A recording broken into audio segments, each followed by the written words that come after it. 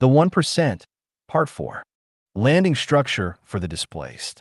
MXDM aka Pirate 1 or VJ Tsunami X. April 9th, 2026.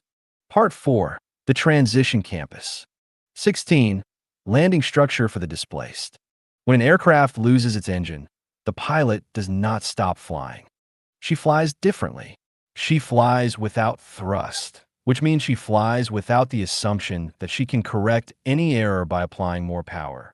Every decision becomes more consequential because the margin for error has compressed. The altitude she has is the only altitude she will have.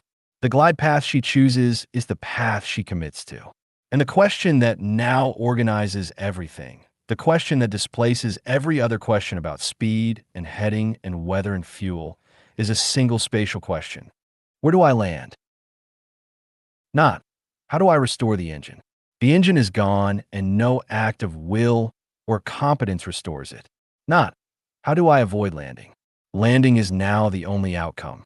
The only question that remains open, the only question that the remaining altitude and the remaining control authority can address, is where the landing occurs.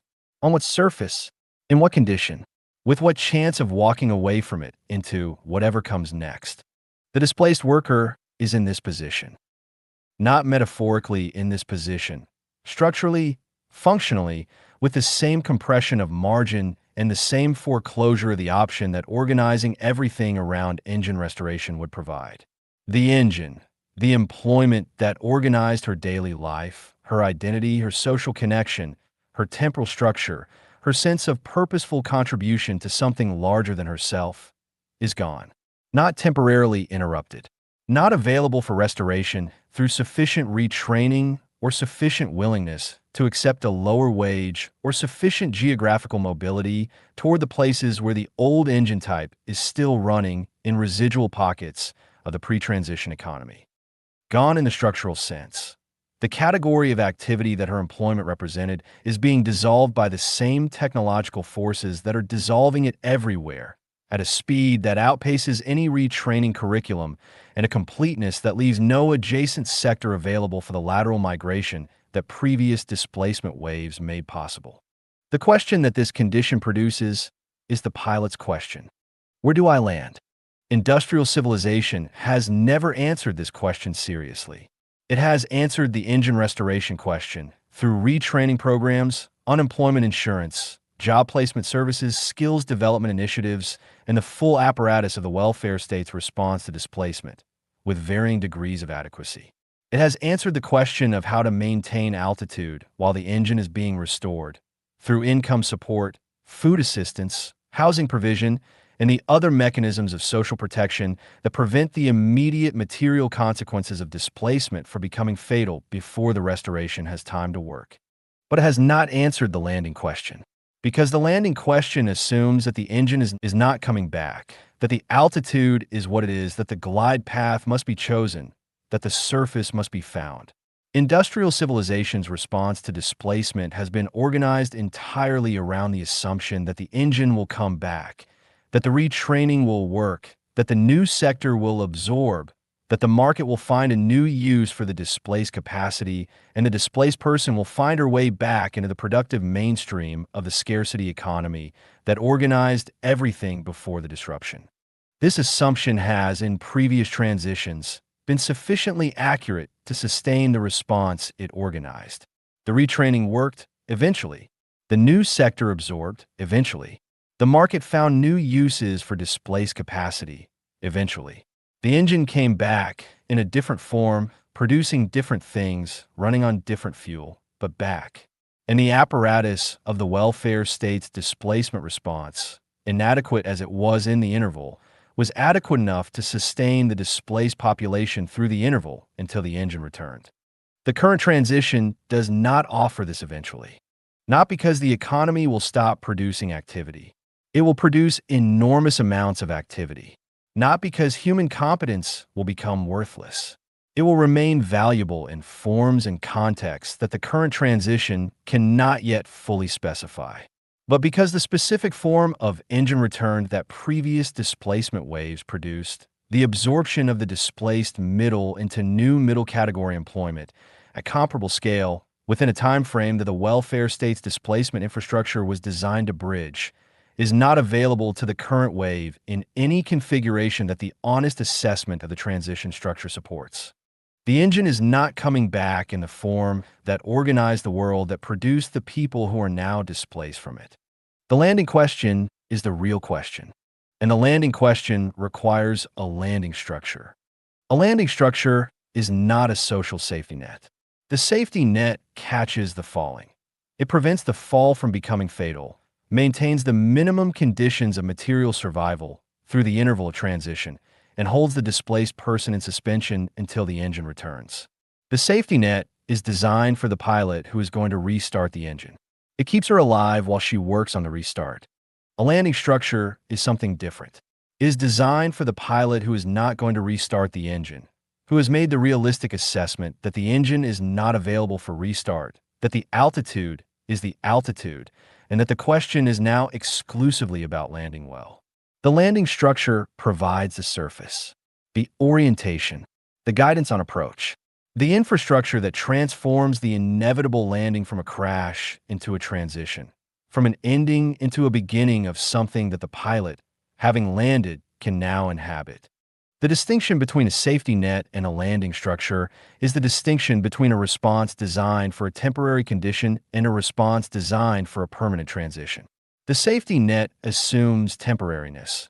It is designed to be removed when the engine returns, to be a bridge rather than a destination, to maintain the displaced person in a state of readiness for restoration.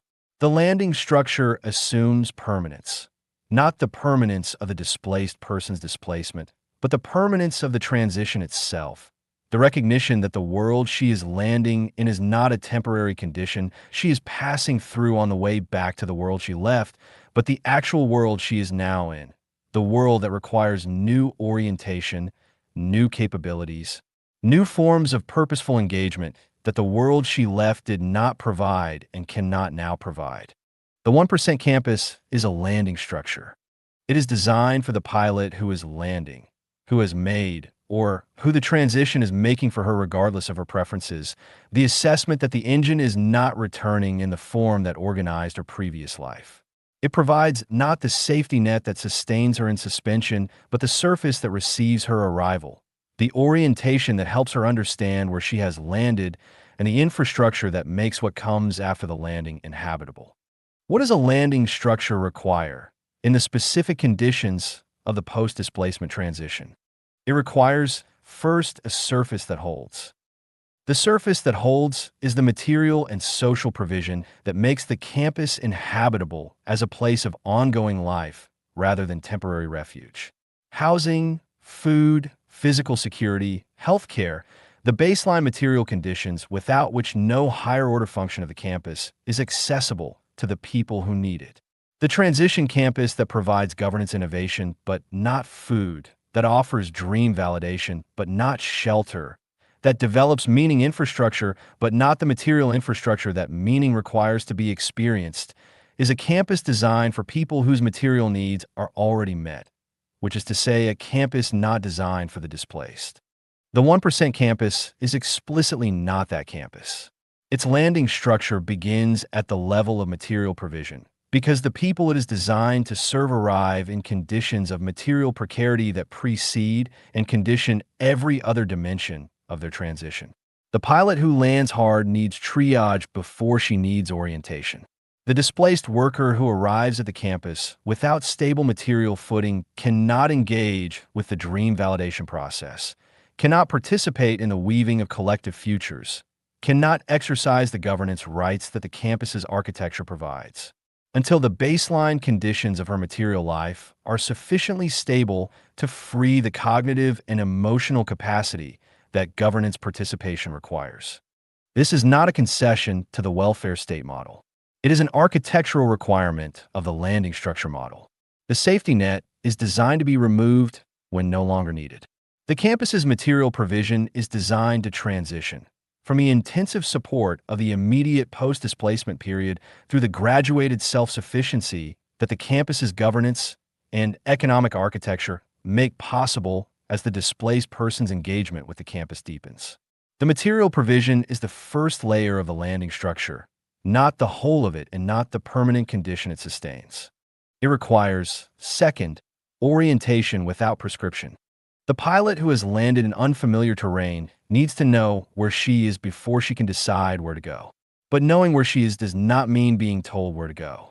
The orientation that the landing structure provides is spatial and social and temporal.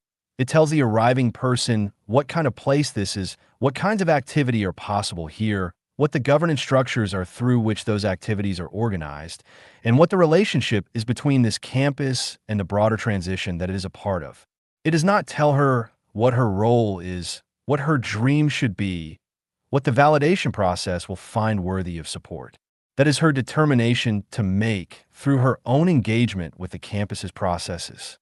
This distinction between orientation and prescription is the specific expression in the landing structure's design of the doctrine's founding respect for the autonomous agency of the displaced person.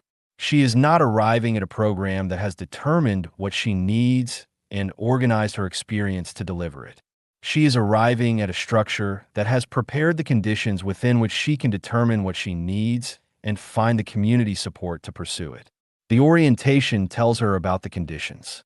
The prescription tells her about herself.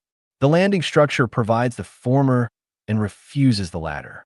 The spatial expression of orientation without prescription is the design quality described in the previous chapter as productive ambiguity.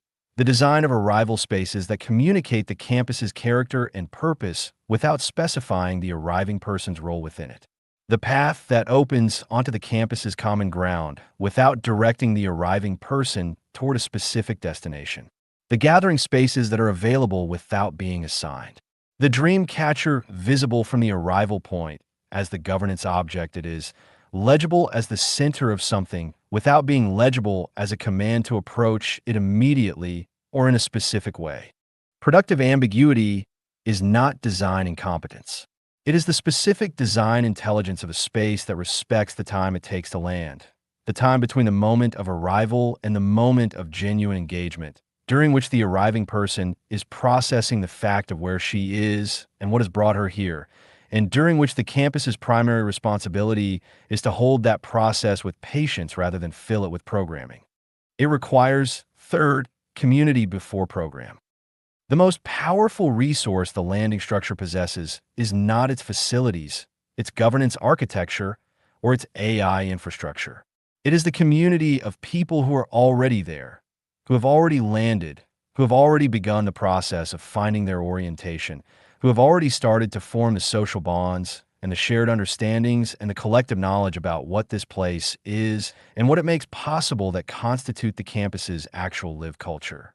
The arriving person's most immediate need, after the material provisions of the surface that holds, is not information about the dream validation process. It is the experience of not being alone in the condition of displacement. The recognition that the condition she is in is shared, that the disorientation and the grief and the anger and the relief and the tentative curiosity that displacement produces are not her individual pathology, but the common experience of the community she has arrived in. This recognition cannot be delivered by orientation sessions or welcome packets or carefully designed arrival experiences, however thoughtfully those instruments are developed. It can only be produced by the genuine proximity of people in similar conditions, by the shared meal, the casual conversation, the encounter in the common space that reveals, without ceremony, that the person across the table has been through something recognizable. The landing structure's design priority for community before program means that the social infrastructure of the campus, the spaces and rhythms and occasions that enable genuine human encounter, takes precedence over the programmatic infrastructure of the campus, the organized activities, the structured governance processes, the development opportunities, in the experience of the arriving person. The program is available. The community is present. The sequencing of engagement begins with the community because the community is the condition that makes everything the program offers accessible. This priority has an architectural implication that the doctrine makes explicit, The campus's common spaces, its dining spaces, its gardens, its informal gathering areas, its paths, are not transitional infrastructure that connects the arriving person to the program. They are the primary infrastructure of the landing structure. They are where the most important thing that happens on the campus happens. The formation of the community that makes the rest possible. It requires, fourth, time that is not empty. The displaced person arrives with time. This is, on the surface, a gift. The freedom from the temporal demands of employment, the sudden availability of hours that were previously fully committed to productive function. In practice, for most people in the first period of displacement, it is an experience close to the opposite of a gift. Unstructured time, in a civilization that has organized the meaning of time entirely around productive function, is not experienced as freedom. It is experienced as the absence of the structure that made time meaningful. The day without appointments is not a day of liberty. It is a day without the markers that told the previous day what it was for. The week without deadlines is not a week of creative potential. It is a week in which the question of what to do with the time, the question that employment answered automatically without requiring the person to ask it, must be answered deliberately, and the person who has never had to answer it deliberately does not know how. The landing structure must fill this time, not with program, which would simply substitute one form of external temporal structure for another, but with the kind of time that is not empty without being directed. Time that has shape without having prescription. Time that provides the experience of purposeful inhabitation without specifying the purpose. The campus's daily rhythms are the primary instrument for this. The shared meals that punctuate the day with social occasion. The common maintenance activities, the garden, the cleaning, the cooking, the repair, that give the campus's physical fabric a daily texture of care that anyone can contribute to without requiring prior qualification. The informal workshops and demonstrations that community members offer from their own competence. The competence they developed in the employment they have left, but which remains available as a contribution to the community that surrounds them. The governance activities of the dream validation process that give the community's time a collective direction without prescribing individual roles within it. These rhythms are not a program. They do not require attendance. They do not evaluate participation. They're simply there, the campus's daily life, available to anyone who arrives in the space where they're happening, offering the experience of purposeful collective time to the person who is learning for the first time in her adult life what time feels like when its purpose must be found rather than assigned. It requires, fifth, grief before construction. This is the dimension of the landing structure that is most frequently omitted from the design of transition spaces, because it is the dimension that is most uncomfortable to acknowledge and most resistant to the optimistic framing that transition narratives prefer.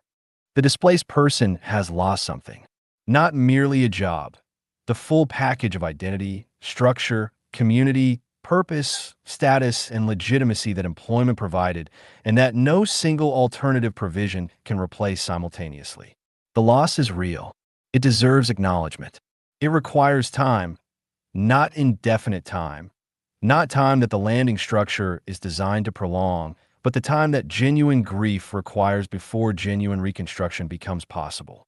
The landing structure that skips directly to construction, to the dream validation process, to the development of new capacities, to the articulation of aspirations for the post-employment future, is a landing structure that is building on ground that has not yet been cleared. The person who has not yet acknowledged to herself and to a community that can receive the acknowledgement that the world she was in is gone and that she is now in a different world cannot engage authentically with the processes of building in the new world. She is still in the psychic territory that her daily activity is organized around in the old one. She is performing the motions of transition while inhabiting the grief of displacement. The campus holds grief not as a therapeutic program, the clinical intervention of trained facilitators guiding structured emotional processing, but as a social fact acknowledged in the design of its spaces and its rhythms and its culture. The spaces that allow for the conversation that begins with loss before it arrives at aspiration. The community members who have been there longer and who can speak from their own experience to the shape of the path from the arrival grief to the engagement that eventually follows it. The common culture that treats the acknowledgement of loss not as weakness or failure, but as the honest beginning of the landing. The recognition, made in the presence of a community that can receive it, that you have landed and that this is where you are now, and that from here, not from where you came, the next thing begins. The landing structure that provides this, that holds grief as a social fact rather than a clinical problem, that treats the time of acknowledged loss as a necessary stage of the landing rather than an obstacle to the program, is the landing structure that produces genuine engagement when the grief has moved through sufficiently to make room for it. Because grief does move through, not on schedule, not in the linear stages that the clinical literature describes, not at the same pace for everyone or in the same form across different backgrounds and different losses, but through into the space on the other side of it where the question of what comes next becomes, genuinely, an open question rather than a barely concealed repetition of the question of what was lost. And it is from that space, from the other side of a landing's grief, inside the community that held it, oriented without being prescribed, inhabiting time that is not empty, on a surface that holds, that the dream validation process becomes what it was designed to be. Not a program that the campus administers, not a governance architecture that the displaced person participates in because the alternative is empty time, but the genuine articulation of a genuine aspiration, the dream that is not the restoration of what was lost, but the first real reaching toward what might now, in this place, among these people, be possible. The landing structure is the infrastructure of that reaching. It is not the program that follows the landing. It is the landing itself, designed to be survivable, oriented toward the terrain that has been arrived in, held by a community that knows the terrain because it has already landed there. The pilot who glides in without thrust and lands intact does not stand up from the cockpit and immediately begin designing a new aircraft. She stands up. She assesses her condition. She looks at where she is. She finds the people who are already there. She accepts the help that is offered. She grieves the journey that ended. And then, when the immediate demands of the landing have been met and the condition of the new ground has been assessed and the community that inhabits it has made itself known, she begins to think about what flying looks like from here. That is the sequence the landing structure provides. Not faster, not more efficiently, not with the optimistic compression of the transition narrative that wants to move directly from disruption to inspiration because the interval between them is uncomfortable to inhabit, at the speed that landing actually takes, which is slower than the market wants, slower than the program designers prefer, slower than the transition narrative allows, and exactly as fast as it needs to be for the landing to produce what comes after it rather than simply what the program was designed to produce regardless of whether the person who arrived was ready to receive it. The campus holds the time. The community holds the person. The landing structure holds both. And when the time is right, not when the program says it is, not when the governance architecture requires it, not when the development economics that fund the campus would prefer it, the displaced person who has landed will raise her eyes from the ground she has arrived on and look toward the dream catcher at the campus's center. And she will have a dream. Not the dream she carried into displacement. Not the dream the program suggested she develop. Her own dream, arrived at through her own landing, ready for the web. 17. Workers, not artists alone. The artist residency is one of the most elegant institutional forms that the scarcity era produced for the non-economic dimensions of human life. Its logic is simple and internally coherent. The artist requires time, space, and material support to produce the work that the market will not reliably fund, but that civilization requires. The residency provides time, space, and material support in exchange for the presence of the artist in a specific community for a specific period, during which the artist's work and the community's life are presumed to enrich each other. The artist gets the conditions that production requires. The community gets the cultural presence and the creative output that the artist production generates. The arrangement is clean, bounded, and comprehensible within the existing vocabulary of institutional support for the arts. The 1% campus is not an artist residency. This distinction is not a judgment against the artist residency as an institutional form. The artist residency solves a real problem with genuine elegance. It will continue to exist, continue to serve the specific population it was designed to serve, and continue to produce the cultural outputs that justify its existence throughout the transition and beyond it. But the 1% campus was not designed for artists. It was designed for the displaced. And the displaced, at the scale and in the specific character that the current transition is producing them, are not primarily artists. They are workers. Former workers, technically, people whose working lives have been disrupted or dissolved by the technological forces described in Part 1. But workers in their self-understanding, in their competences, in their relationship to purposeful activity, in the specific forms of skill and knowledge and social orientation that their working lives developed in them. They are accountants who no longer have accounts to manage, logistics coordinators whose logistics networks have been automated, paralegals whose research functions have been absorbed, mid-level managers whose translation function between strategic apex and operational base has been made redundant, customer service representatives whose customer service has been replaced, teachers whose instructional function is being supplemented and in some domains superseded, writers whose content production is being commoditized, coders whose implementation work is being automated by the same tools their implementations were designed to support. These are not people who are waiting for a residency. They did not organize their working lives around the aspiration to have time and space to develop a creative practice that the market could not support. They organized their working lives around the competent execution of functions that the market valued highly enough to pay for. And they were good at those functions, and those functions are now being dissolved by forces that have nothing to do with the quality of their execution. The distinction matters for the design of the campus. The artist residency is designed around production, around the creation of works that the artist will complete and the community will receive. Its spatial organization privileges the studio, the workspace, the production environment. Its temporal organization privileges the extended period of uninterrupted creative development. Its social organization privileges the relative autonomy of the resident artist from the demands of community life, protecting the creative space that production requires from the social claims that proximity to community generates. These design priorities are appropriate for the specific population the artist residency serves.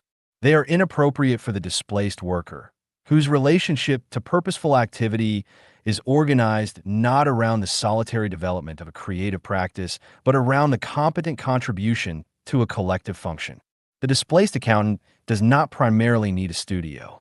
She needs a role, a defined contribution to a collective activity that uses the competence she developed over 20 years of professional practice in a context that recognizes and values that competence, even though the specific form it took in her previous employment no longer exists.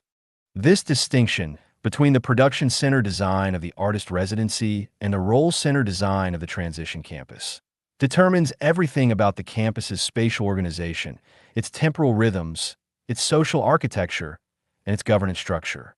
The role-centered campus is organized around collective activity rather than individual production. The worker's competence was developed in the context of collective function. The organization, the team, the project, the institutional structure within which her specific skill contributed to an output that no individual could produce alone. This is not merely a biographical fact about how she acquired her competence. It is a psychological fact about how her competence is experienced as meaningful. The accountant who balances the books of a community organization is doing something that her competence makes possible and that the community requires.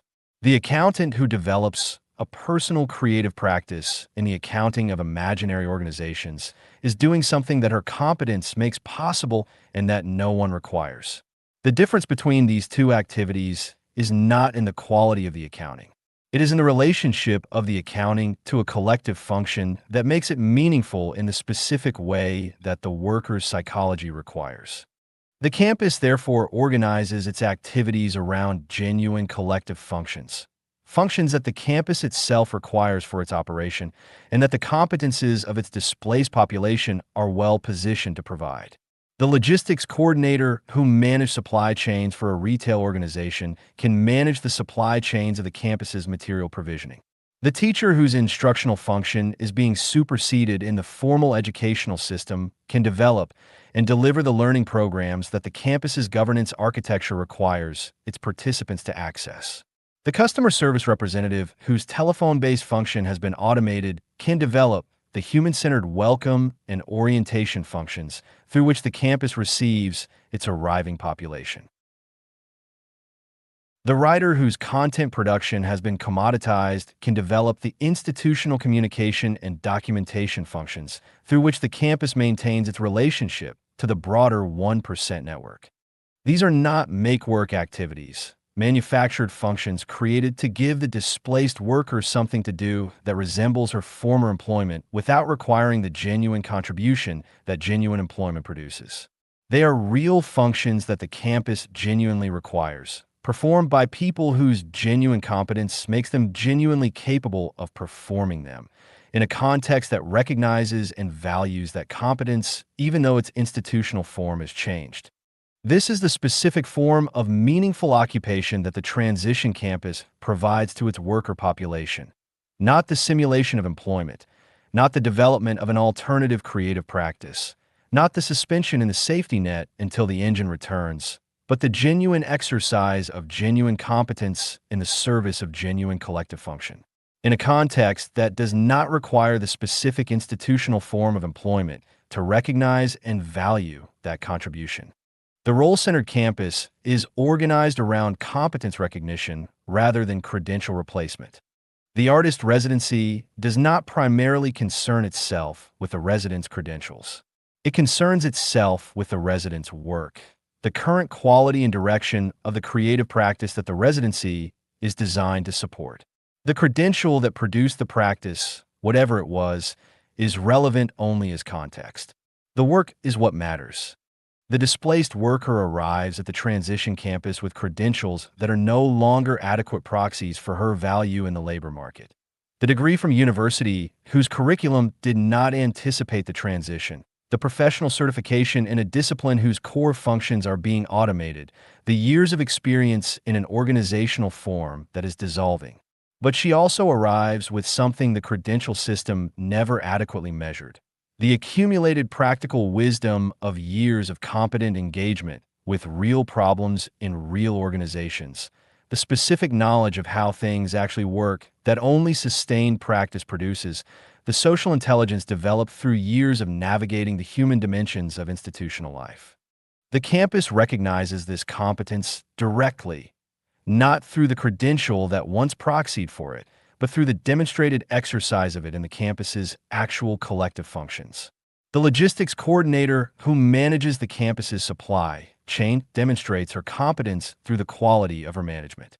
The teacher who develops the campus's learning programs demonstrates her competence through the quality of her programs. The credential is irrelevant. The competence is visible and valuable and recognized as such by the community that benefits from it.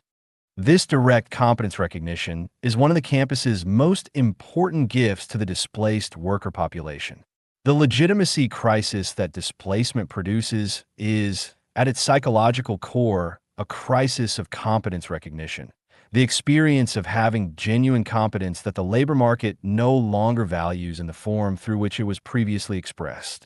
The campus that recognizes that competence directly in the context of genuine collective function provides the specific form of acknowledgement that the crisis requires, not the sympathy of the safety net, not the promise of the retraining program, but the direct, daily experience of being genuinely good at something that genuinely matters to the community one is part of. The role-centered campus is organized around contribution rather than consumption. The artist residency positions the resident as a producer and the community as a consumer. The resident produces work, the community receives it. This is an appropriate organization for the specific transaction that the residency is designed to facilitate. But it is not the appropriate organization for the transition campus, because the displaced worker's psychological relationship to purposeful activity requires contribution rather than consumption as its primary mode. The worker who has spent 20 years contributing to the productive function of an organization has developed, through that sustained contribution, a specific relationship to the experience of work, the experience of being needed, of making a difference to an outcome, of being the person whose specific competence the organization required and whose absence would have produced a different and inferior result. This experience of necessary contribution is not a luxury of the professional class. It is a fundamental human need. The need to be needed, to matter to an outcome, to be the agent of a change in the state of the world that would not have occurred without one specific engagement. The campus that positions the displaced worker as a consumer of its programs, as the recipient of the dream validation process, the beneficiary of the transition infrastructure, the person for whom the campus was built, denies the displaced worker the specific experience her psychology requires. She does not need to be served. She needs to serve, in the specific sense of contributing her genuine competence to a genuine collective function in a context that recognizes and values that contribution. The campus, therefore, does not distinguish between those who serve and those who are served. Everyone who arrives is both. The taxi driver who arrives in displacement brings with her the knowledge of the city's streets and rhythms and hidden geographies that 20 years of professional navigation developed. The campus does not wait for her to complete a program before it asks for that knowledge. It asks immediately, not as an imposition, but as a recognition. You know things that we need. The campus's governance infrastructure, its mobility planning, its relationship to the surrounding community, these need what she knows. She contributes from day one, not because the campus has designed a role for her contribution, but because the campus's genuine collective functions genuinely need what she has to offer. This is the specific form of dignity that the transition campus provides.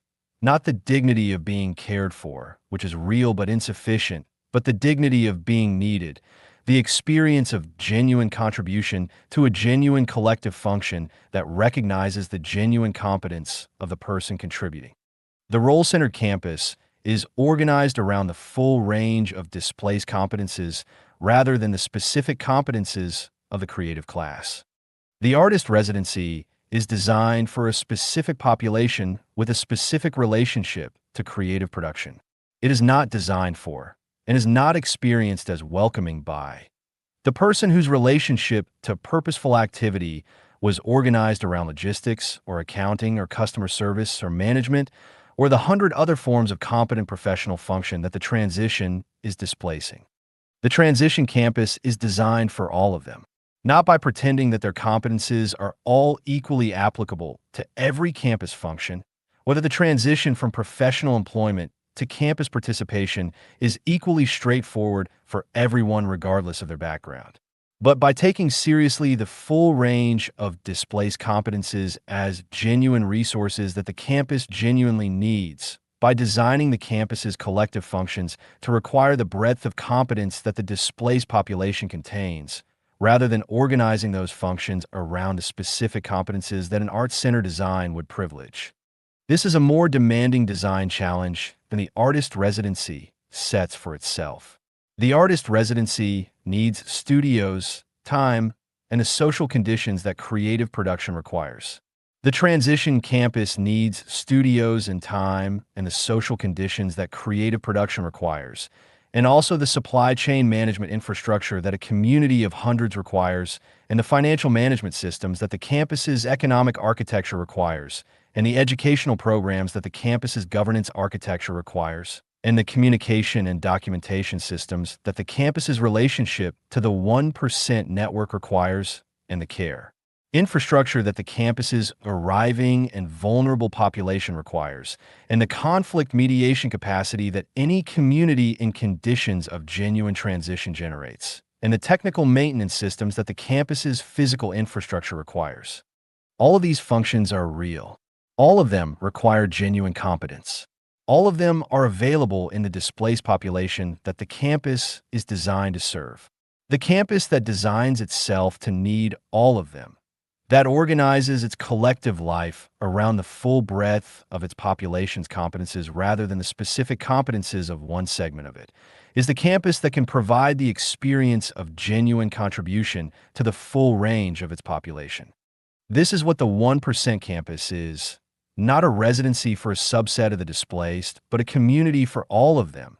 A community whose collective life is rich enough, diverse enough, and genuinely demanding enough of the full range of human competence to make every displaced person who arrives in it a genuine contributor from the first moment she identifies what she knows that the community needs. The role-centered campus produces its most important output in the relationship between the creative and the operational. The artist residency produces art.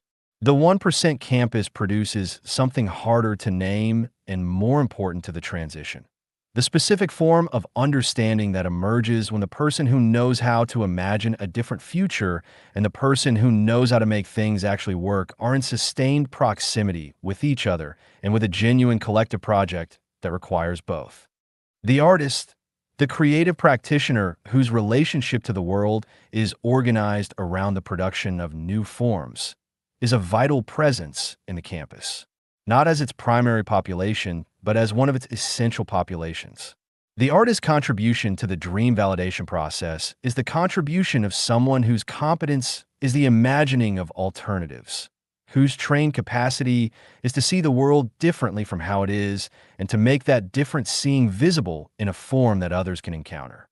But the artist's imagining, without the operational competence of the displaced worker who knows how things actually work, produces aspirations that are genuine but ungrounded, that reach toward real possibilities without the practical knowledge of how those possibilities connect to the actual conditions of the campus's life.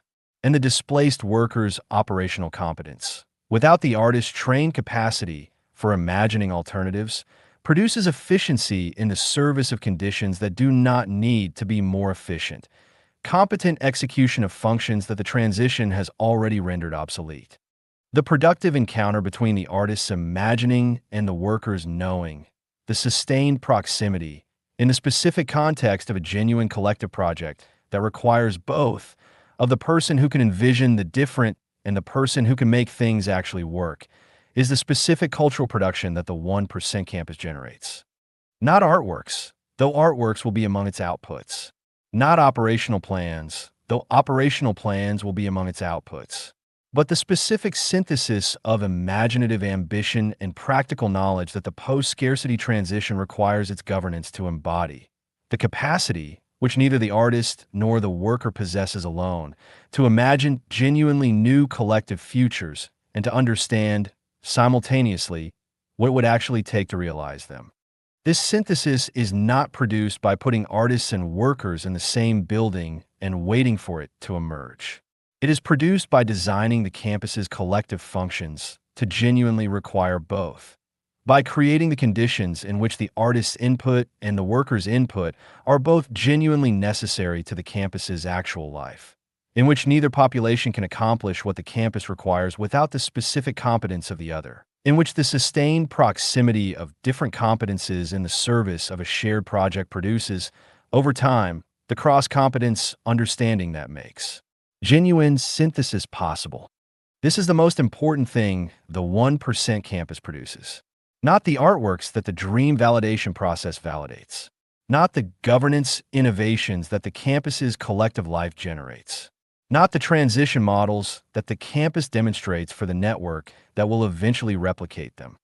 The most important thing the 1% campus produces is the people who have been through it, who have experienced in the sustained proximity of genuine collective life what it is to contribute their specific competence to a project that required competences very different from theirs, and who have developed through that experience the cross-competence understanding that the post-scarcity civilization will require of everyone who participates in its governance. The artist who has spent 2 years on a campus with taxi drivers and logistics coordinators and former middle managers understands something about how the world works that her previous isolation in the creative economy did not provide. The logistics coordinator who has spent 2 years on a campus with artists and architects and governance innovators understands something about how the world could be different that her previous isolation and operational function did not provide.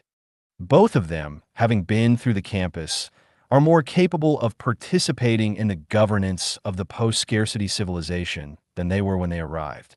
That is the campus's primary output, not the artworks, not the programs, not the governance innovations. The people, changed by the landing, deepened by the community, expanded by the proximity of different competences in the service of a shared project, ready for the world that is being built. Workers, artists, and everyone in between, all displaced, all landing, all arriving eventually at the dream catcher, all dreaming, finally, in each other's presence. 18. Cognitive equalization in practice. Theory travels faster than experience. The cognitive equalization described in the opening chapters of this doctrine, the dissolution of the information asymmetry that organized the cognitive hierarchy of industrial civilization, the arrival of AI tools that make sophisticated analysis and planning and argumentation available to everyone regardless of credential or background, is a theoretical proposition that the available evidence supports. The tools exist. The access is expanding. The differential is compressing. The argument is sound. But the argument is not the experience. The taxi driver who has been told that AI tools give her the cognitive capacity of a management consultant does not feel that capacity when she sits down with a device for the first time and confronts the interface of a system whose design assumes a relationship to technology that her working life did not develop.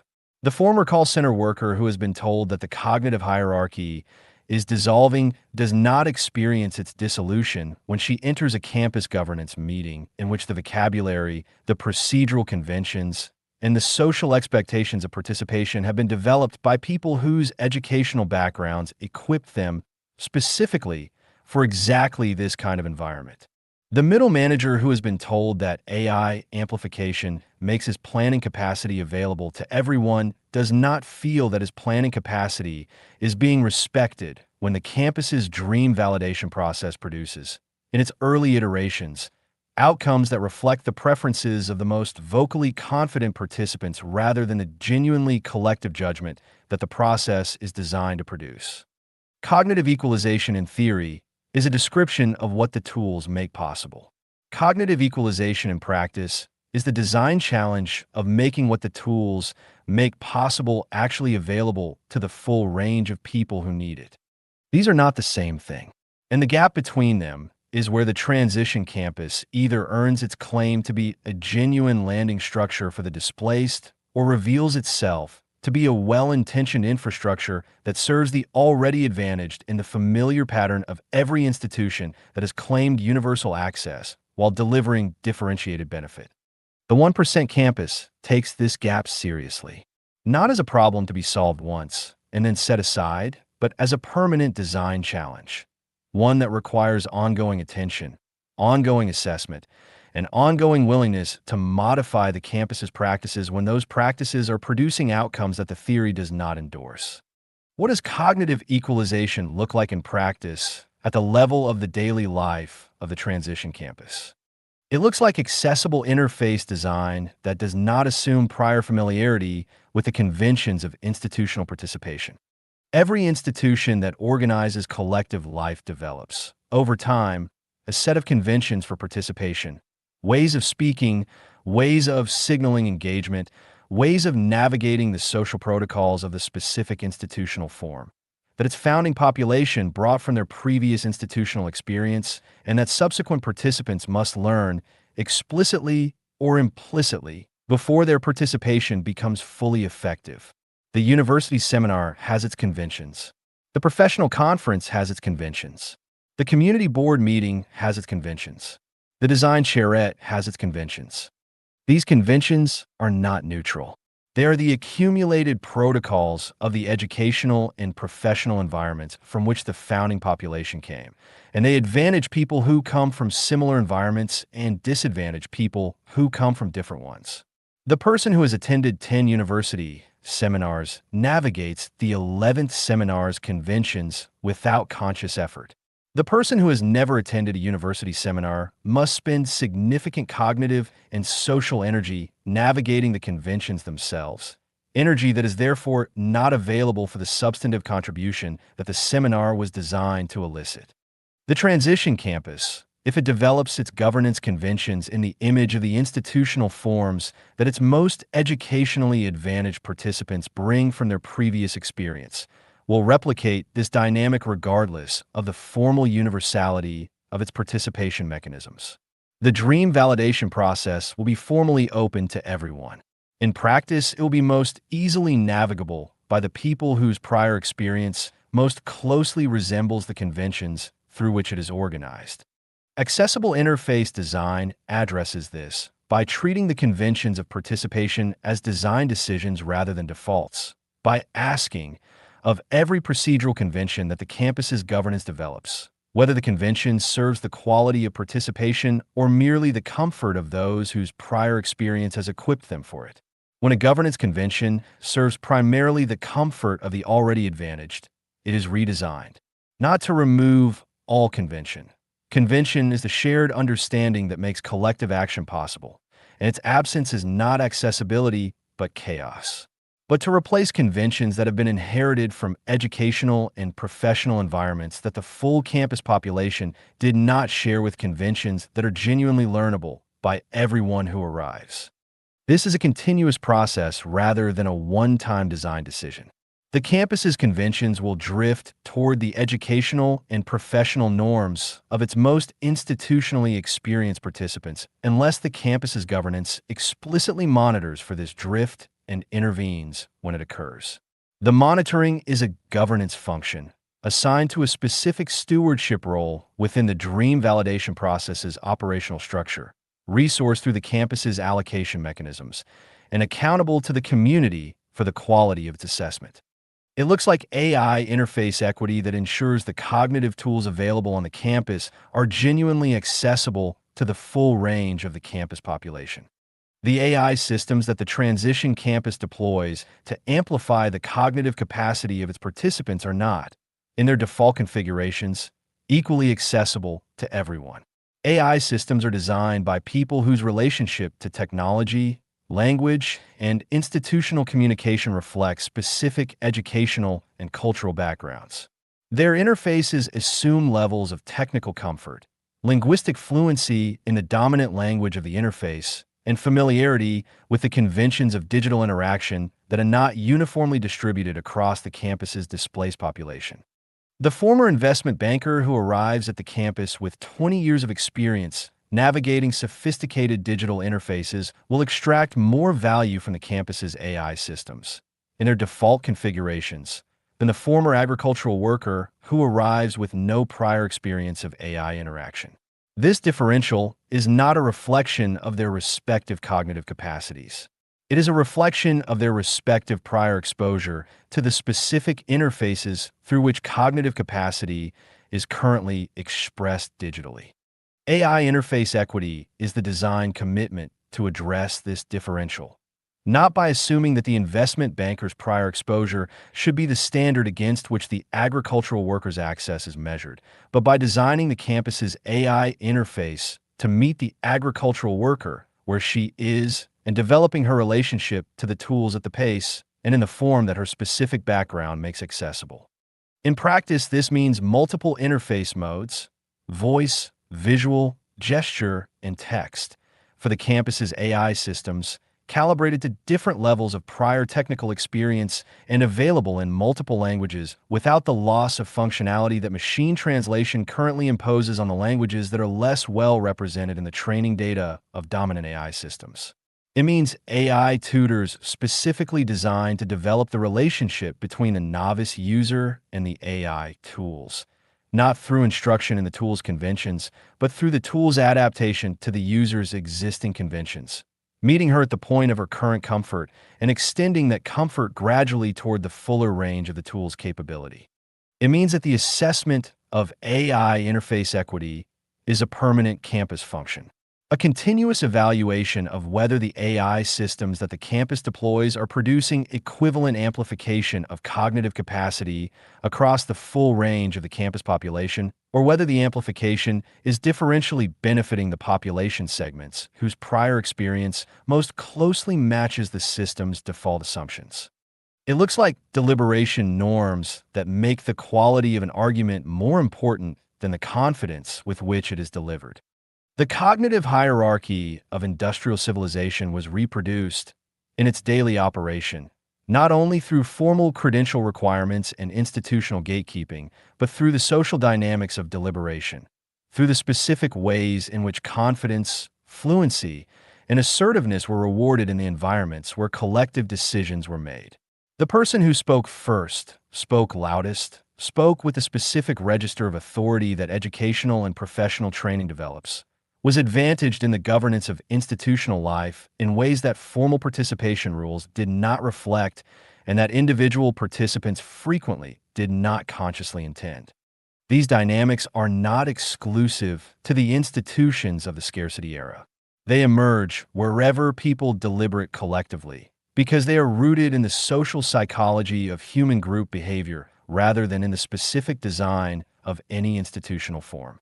The transition campus will not be immune to them by virtue of its commitment to cognitive equalization. It will generate them, unless its deliberation norms are explicitly designed to counteract them. The deliberation norms of the dream validation process are designed to counteract them at 4 specific points. The first is the sequencing of contribution. In the weaving stage of the validation process, contributions from participants who have not yet spoken are actively solicited before the contributions of participants who have already spoken are extended. The person who has been silent, whether from uncertainty, from unfamiliarity with the conventions of deliberation, from the processing time that a second language requires, or from a simple fact that her contribution requires more setup than the flowing contributions of the most practiced deliberators, is given specific explicit space before the conversation continues without her. This norm does not suppress the contributions of the most practiced deliberators. It creates the sequential space in which the contributions of the least practiced are genuinely available to the deliberation before the direction of the conversation has been set by those who are most comfortable setting it. The second is the separation of idea quality from presentation quality. The weaving stage is facilitated by campus community members whose specific training is the separation of these 2 dimensions. The development of the skill to hear the genuine aspiration behind an inarticulate or tentative or grammatically complex articulation, and a surface that aspiration for the community's engagement in a form that does not require the community to perform the same separating work. The AI translation function described in the previous chapter supports this facilitation. But the human facilitation is primary because the separation of idea quality from presentation quality is a social act whose legitimacy depends on it being performed by a member of the community rather than delegated to a system whose separation criteria may themselves reflect the biases of its training. The third is the normalization of uncertainty. The deliberation norms of professional and academic environments reward the performance of certainty, the confident assertion of a position, the fluent dismissal of alternatives, the display of comprehensive knowledge that leaves no visible gap.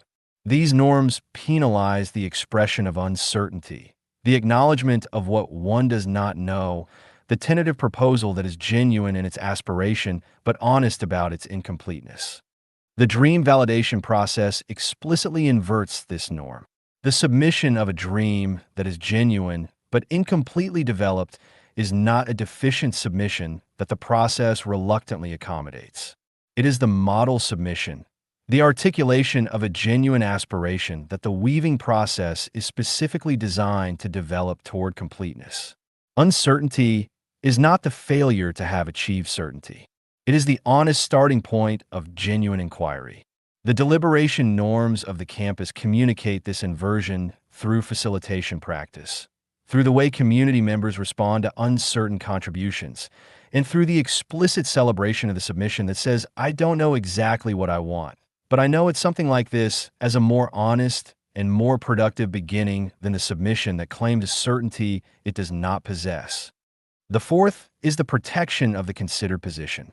The most socially vulnerable contribution in collective deliberation is the position that requires time to develop.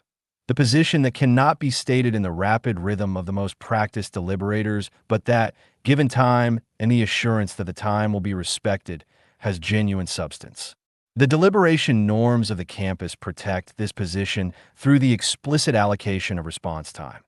The guaranteed space between a contribution and the community's response, in which the contributor can complete her thought without the social pressure of a conversation that has already moved on. It looks like competence visibility systems that make the full range of the campus population's knowledge and experience legible to the community that needs it. One of the most persistent practical barriers to cognitive equalization in collective settings is the invisibility of distributed competence. The fact that the knowledge and experience that the campus's population contains is not uniformly self-disclosing. The investment banker knows how to make her financial expertise visible in governance contexts. She has spent 20 years in environments where financial expertise was the currency of authority and has developed, through that experience, the specific skills of expertise, signaling that make her knowledge available to the groups she works with. The taxi driver who has developed, through 20 years of navigating a city, an extraordinarily sophisticated understanding of the relationship between physical infrastructure, human movement, and social geography does not know how to make this knowledge visible in governance contexts. She has never been in a governance context where this kind of knowledge was recognized as expertise rather than dismissed as merely practical. The campus's competence visibility system addresses this asymmetry by making the process of competence discovery an active function rather than a passive one. Not waiting for the taxi driver to find the language in which her navigational knowledge becomes recognizable as expertise in the campus's governance conversations, but actively seeking out that knowledge through the specific mechanisms of the campus's social architecture. The facilitated conversations in which the AI connection function's competence mapping is translated into human encounters. The community members whose specific stewardship role is the recognition and surfacing of competences that the campus's formal processes would otherwise overlook, the deliberate design of the dream validation process's weaving stage to make questions of local knowledge. Who here knows about this? Who has done something like this before? Routine rather than exceptional. This is cognitive equalization at the level of recognition rather than access. It is not enough to provide the tools that make everyone's cognitive capacity technically available. It is necessary to develop the social infrastructure that makes everyone's cognitive capacity genuinely recognized as valuable, that builds the campus's collective intelligence by actively drawing on the full range of the competences its population contains rather than defaulting to the competences whose prior institutional context has already equipped their holders to make them visible. It looks like failure norms that treat the attempt that does not succeed as a contribution to the campus's collective learning rather than an individual's deficit. Cognitive equalization is not a state that is achieved and then maintained. It is a capacity that is developed through practice, through the repeated experience of attempting something, sometimes failing, receiving the community's response to the attempt, and trying again with the specific understanding that the attempt and its result have produced. The person who is developing her cognitive capacity in a new domain requires the experience of attempting things she does not yet do well, in an environment that responds to those attempts in a way that develops rather than discourages the capacity being developed. The failure norms of industrial civilization's institutions were not, in general, development-oriented. They were selection-oriented, designed to identify the people who already had the capacity the institution required, not to develop the capacity in people who had not yet acquired it. The performance review, the quarterly target, the project deadline, these are instruments of selection, not development. They identify who is already good enough.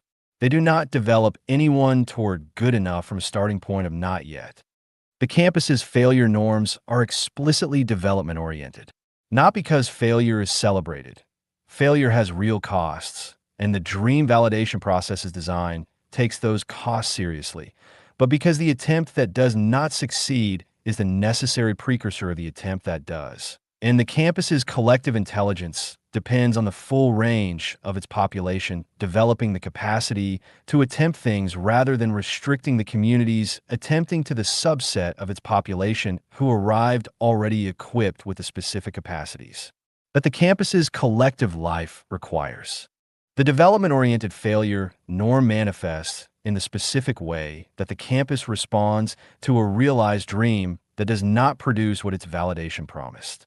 Not with the assignment of individual blame to the dream steward, the governance equivalent of the performance review, but with the collective inquiry into what the attempt revealed about the conditions that the campus had not previously understood and what those conditions suggest about the next attempt.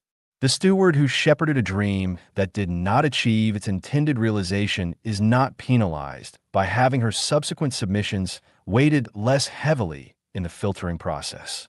She is recognized as having produced, through her stewardship of an instructive failure, a specific form of collective knowledge that the campus's institutional memory will make available to every subsequent attempt in related territory. This is not soft governance. It is accurate governance, governance that reflects the actual conditions in which collective intelligence develops, which are conditions of iterative attempt rather than conditions of correct performance from the outset. It looks, finally, like the ongoing calibration of all of the above in response to the evidence that the campus's practices are producing about whether cognitive equalization is actually occurring. Theory says that cognitive equalization is possible given the right tools and the right design. Practice produces evidence about whether the right tools and the right design are actually delivering what the theory promises. The evidence is in the participation patterns, who is submitting dreams, who is contributing to the weaving, who is exercising stewardship, who is developing the campus's governance in the directions that the collective should be determining. When these patterns reveal that certain segments of the campus population are consistently less represented in the governance process than their proportion of the population warrants, the evidence is telling the campus something about the gap between the theory of cognitive equalization and the practice of it in this specific community, with these specific people, through these specific institutional forms. The calibration function is the campus's response to that evidence, the continuous adjustment of its practices in the direction that the evidence indicates is needed, not the replacement of the theory, which the evidence supports at the level of possibility, but the modification of the practice, which the evidence regularly reveals to be falling short of the possibility in specific and addressable ways. Cognitive equalization in practice is a moving target. The campus that achieved it yesterday must achieve it again today, in the conditions that today presents, which are not the conditions that yesterday presented. The population changes. The community develops. The governance practices that were adequate to the equalization challenge of the campus's first year are inadequate to the equalization challenge of its third year, when the founding population's accumulated institutional familiarity has created new forms of advantage that new arrivals must navigate. The ongoing calibration function is not optional. It is the operational expression of the doctrine's founding commitment to genuine collective intelligence, the recognition that genuine collective intelligence is not a design achievement, but a governance practice, not a state to be reached, but a direction to be maintained, not the outcome of getting the design right once, but the product of getting the adjustment right continuously. Cognitive equalization in theory is the claim that the tools are available. Cognitive equalization in practice is the work of making the tools genuinely available to everyone who needs them. The work is never finished. The campus that understands this is the campus that is doing it. 19. The end of professional identity. There is a specific kind of grief that the literature of displacement consistently underestimates. It is not the grief of lost income, though the income loss is real and its consequences are immediate and physical. It is not the grief of lost routine, though the structural collapse of the day, without the scaffold of employment, is genuinely disorienting. It is not even the grief of lost community, though the social world of the workplace, however instrumental and however imperfect, was a world, and its loss is felt as the loss of a world. It is the grief of lost self. The professional identity, the specific form of selfhood that industrial civilization developed for the people it needed to staff the middle of its cognitive pyramid, is one of the most complete and pervasive forms of self-construction that any civilization has ever produced. It is complete in the sense that it organizes not just the working hours, but the full texture of a life. The social circles, the residential choices, the consumption patterns, the aspirations for one's children, the vocabulary in which one narrates one's own existence to others and to oneself. It is pervasive in the sense that it reaches into the dimensions of selfhood that are supposedly independent of professional function.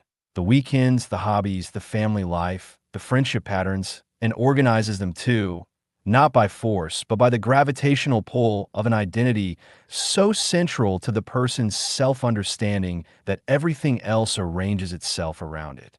The accountant is an accountant on Saturday morning, not in the sense that she is doing accounting on Saturday morning, though she may be, but in the sense that the specific way she sees the world, processes information, makes judgments, relates to other people, and understands her own value has been shaped by 20 years of being an accountant so thoroughly that the professional identity and the personal identity have become, if not identical, so deeply entangled that neither can be cleanly distinguished from the other.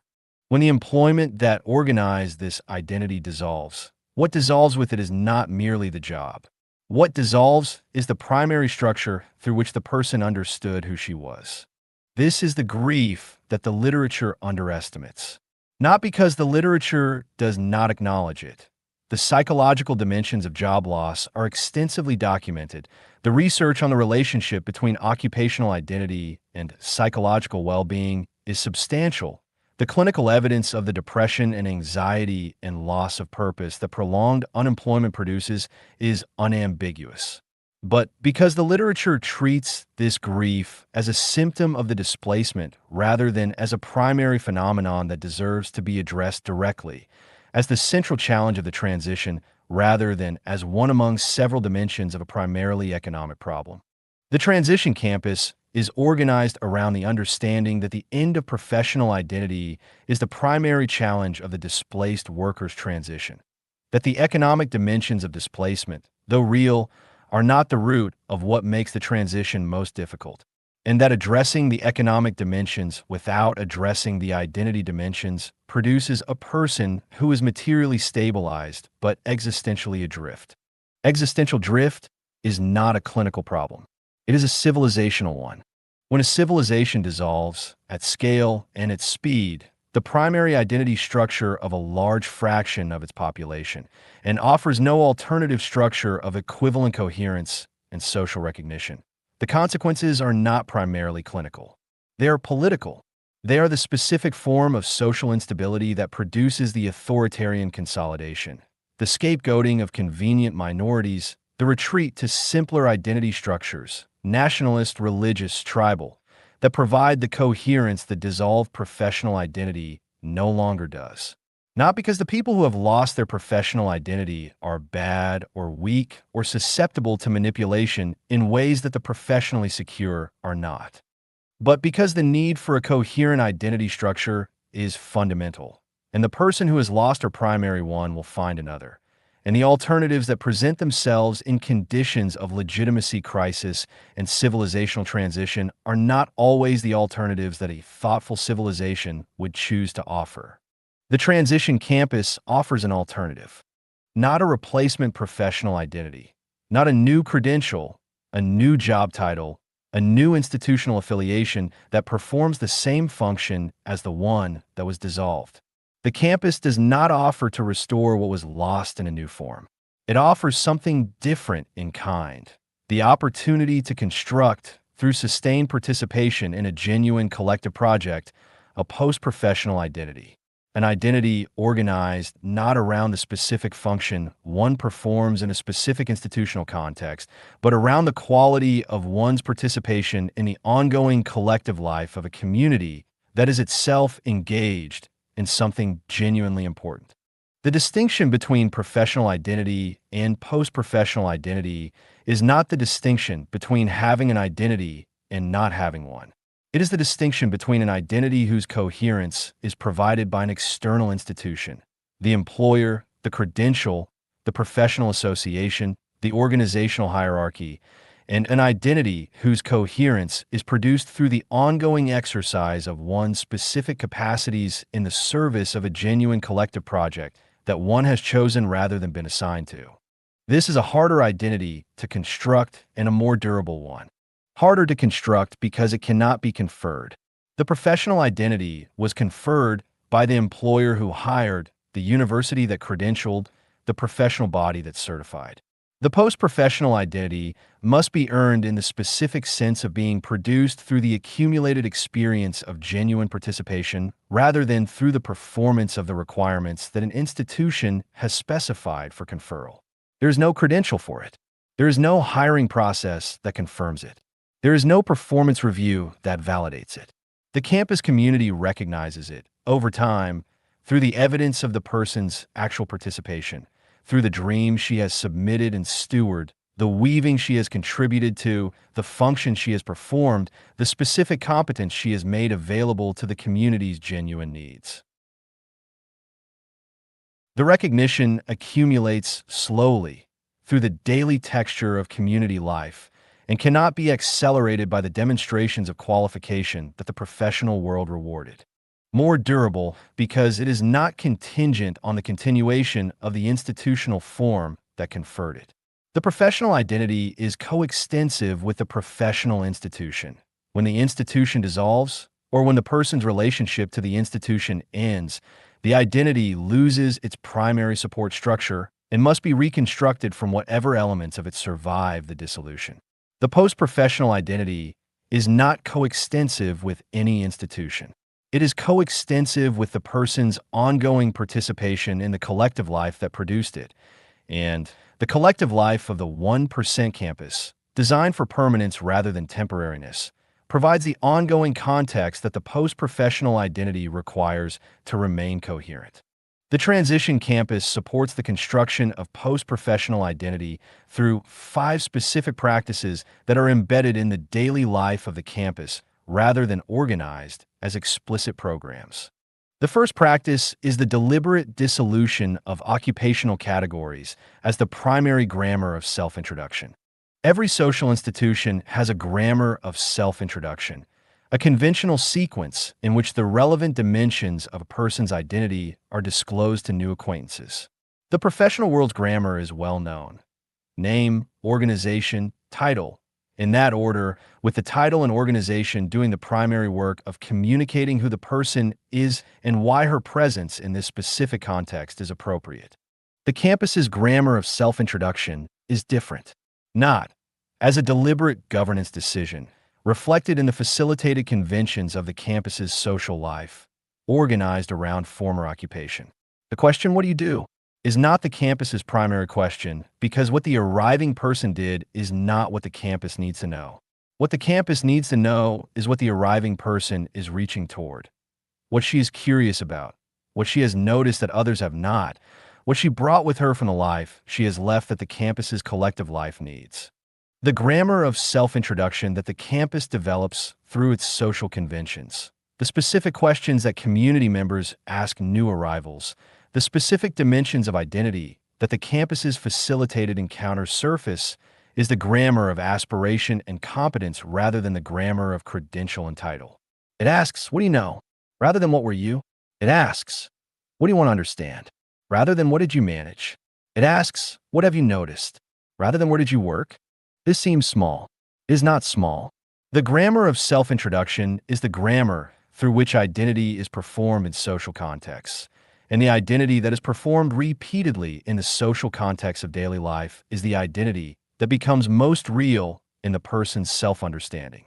The campus that consistently asks the questions of aspiration and competence rather than the questions of credential and title is the campus that consistently invites its community members to perform the post-professional identity rather than the professional one. That makes the post-professional identity the identity that is most legible, most recognized, most socially real in the specific social world of the campus. The second practice is the gradual transfer of stewardship responsibilities that accumulate into a recognizable role.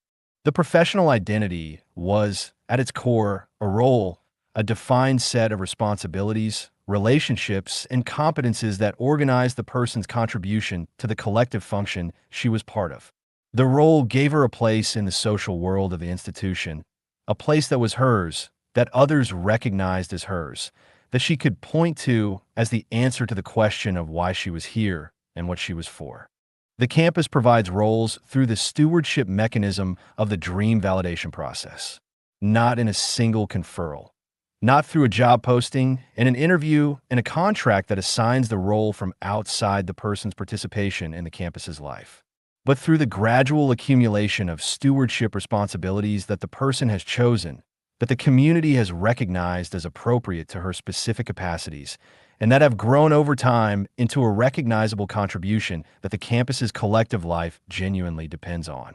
The taxi driver who arrived at the campus and immediately offered her knowledge of the surrounding urban geography in the service of the campus's mobility planning is, 3 months later, the person the campus's dream validation process consults on every dream that touches the campus's relationship to the city around it.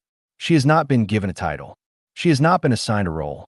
She has accumulated a recognizable contribution through the exercise of her specific competence in the service of genuine collective need, and the campus community recognizes that contribution as hers, as a specific thing that this specific person does, that the campus would do less well without.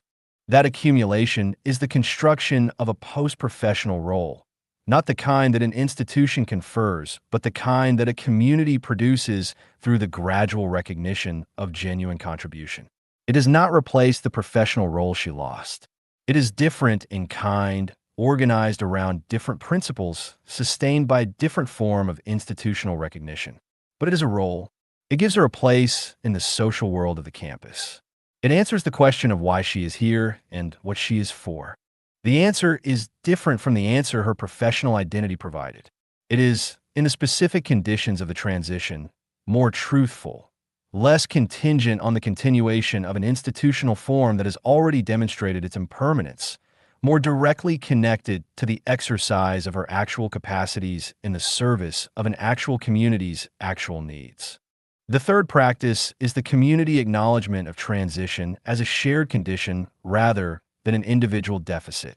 The professional identity's grip on the person's self-understanding is sustained, in part, by the social stigma that attaches to its loss.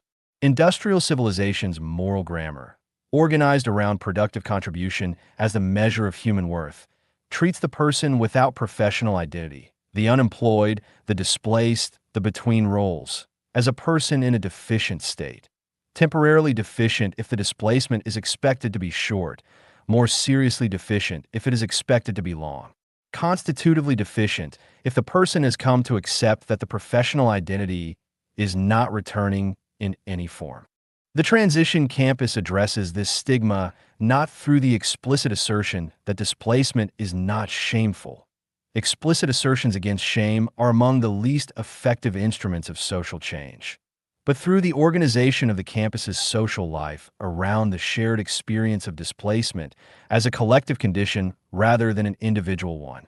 When everyone in the space has been displaced, when the shared condition of the campus's community is not the exception but the rule, when no one is the professional and everyone is the former professional, the social comparison that produces shame does not have the same purchase. This is the specific social gift of the campus as a community rather than a program. A retraining program enrolls the displaced person in a context where her displacement is the reason she is there, marked and visible in the specific institutional form of the program's design, which exists to address a deficit condition.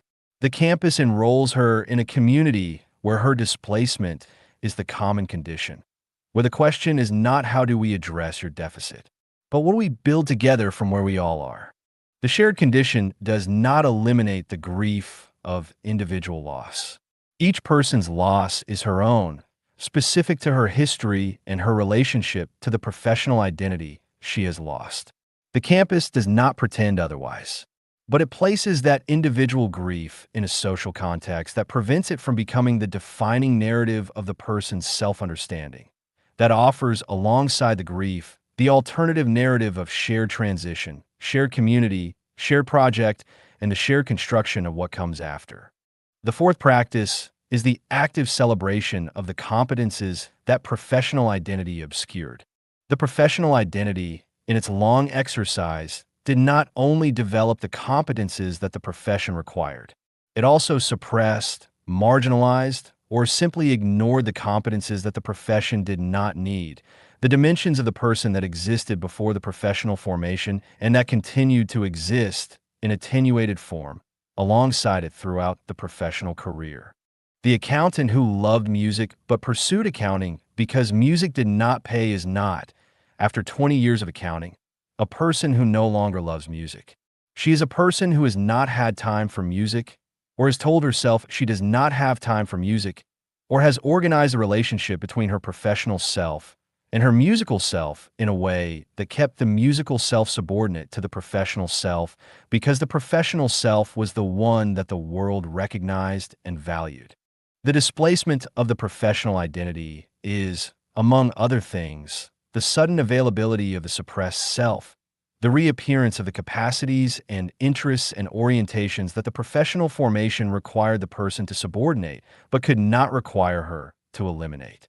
This reappearance is frequently experienced in the early period of displacement as disorientation, as the unsettling presence of a self that has been waiting to be available and that the person does not know how to inhabit because she has not inhabited it in 20 years. The campus creates the conditions for the celebration and development of these suppressed competences, not by organizing them into programs, but by building into its daily life the spaces and occasions in which they naturally surface. The music that the accountant has not played in 20 years surfaces in the campus's common spaces, where musical instruments are present and available without instruction or performance expectation. The drawing that the logistics coordinator abandoned when she took the job that paid the bills surfaces in the campus's garden, where she finds herself sketching the plants she is learning to grow. The storytelling that the customer service representative developed through 20 years of navigating the human dimensions of her work surfaces in the campus's evening gatherings, where the telling of stories is a valued practice rather than a marginal one. These surfacings are not the construction of a new professional identity organized around the suppressed competence. The accountant who rediscovers her love of music on the campus is not being trained to be a musician. She is being offered the experience of herself as a person whose capacities exceed the professional formation that has defined her, whose self is wider than the role she occupied, whose identity can be organized around a richer range of activity than the specific function the employer needed. That experience is the beginning of the post-professional identity, the first recognition that the self is not coextensive with the professional role, that the dissolution of the role does not dissolve the self, that what remains after the professional formation is stripped away is not nothing, but a person with a full range of capacities and interests and orientations that the professional formation required to be subordinated and that the campus is now making available for expression. The fifth practice is the temporal organization of the campus around rhythms that are not derived from the productive calendar of employment. The professional identity was, among other things, a temporal identity, organized around the specific rhythms of the working day, the working week, the quarterly cycle, the annual performance review, the career arc from entry level to senior to retired. These temporal rhythms were not merely organizational conveniences. They were the structure through which the professional person experienced herself as progressing, as moving through time in a direction that could be narrated as development, accumulation, and eventual completion. The dissolution of these rhythms and displacement is experienced as temporal disorientation, the loss of the markers that told the person where she was in time and where she was going. Without the rhythms of the working day, Monday is not different from Saturday in the way that it needs to be different to be Monday. Without the quarterly cycle, there is no punctuation that gives the passage of time its professional meaning. Without the career arc, There is no direction to the passage of years that makes the years feel like progress rather than mere succession. The campus develops alternative temporal rhythms, not derived from the productive calendar of employment, not organized around quarterly outputs and annual reviews, but organized around the natural and social rhythms that employment required the person to subordinate. The agricultural rhythm of the campus's growing spaces, which marks time through the seasons of planting and growth and harvest that the working calendar consistently interrupted. The social rhythm of the campus's community life, which marks time through the recurring occasions of shared meals and governance, assemblies, and celebration of validated dreams that create the punctuation that time requires to be experienced as meaningful. These rhythms are not substitutes for the professional calendar. They are a different relationship to time, one that the professional formation required the person to suppress and that the campus makes available by organizing its daily life around rhythms that do not derive their authority from productive function.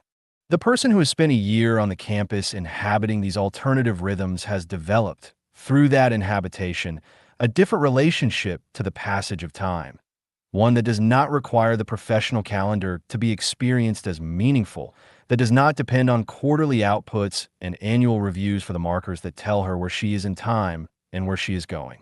She is, in this specific sense, less dependent on professional identity for the experience of temporal coherence than she was when she arrived.